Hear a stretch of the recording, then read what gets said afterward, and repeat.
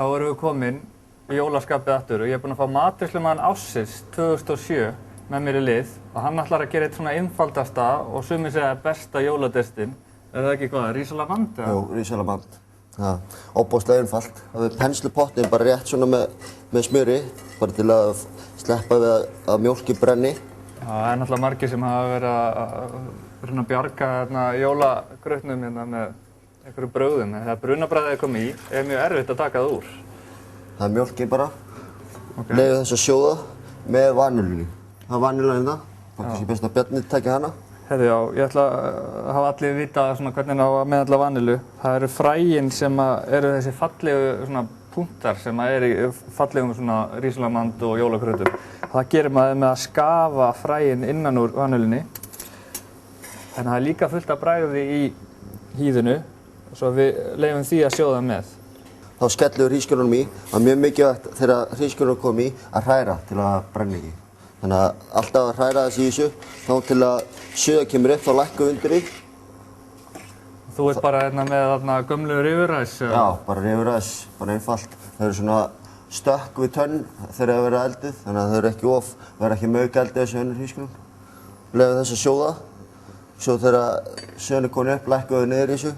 Leyfum þess að standa svona í hálftíma cirka bát. Svo er hún tilbúin. Kannski er best að leyfa Bjarni að þú þeytið á rjómann. Herri, já, það er alltaf þeyttur rjómi í rísalamand til að gera þetta svona léttara og skemmtilegra áferðan.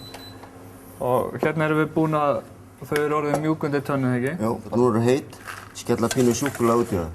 Þá fáum við pínu svona súkkulaði fílingi í þetta. Súkkulaði bránar og svo bara inn á kæli. Hvað kælum við þetta lengi? Kælum þetta bara þá til það orðið kallt, sko. Það fer bara allt eftir ískapnum. Það má gera þetta kvöldi áður og setja bara þeytta rjóma í daginn eftir. Það er ekki með sniður til að létta á jólastressinu. Endilega gera þetta daginn áður. Núna er ég búinn að þeytta rjómann og Þráinn er búinn að kæla niður grautinn og hann ætlar að sýna okkur hvernig á að gera þetta að hætti matreiðslumann ársins, ljúffengt og mjúkt. Og hvernig gerur þetta mjúkt og þægilegt? Það var best að nota sleikju og fólda það saman. Við byrjum að taka bara rjómann sem er létt þeyttur. Fólk getur sett eins mikið rjóma það vill eða eins lítið það vill. Það verður bara mýkri og svo varst að tala um einhver smá sætindi. Já, svo tökum við flórsykur yfir það. Það er bara svo smekksatriði. Það er bara að smakka það til eftir í hvaða sætt það verður. Þetta er svona eiginlega mitt á milli að verða eins og mús eða grautur. Þetta er orðið svo létt og fínt.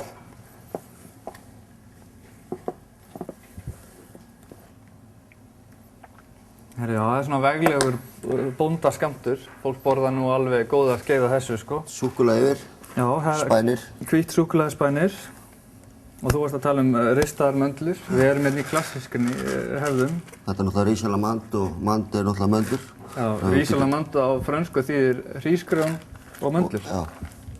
Við verðum að hafa möndlur þar, annars væri þetta ekki rísalamand.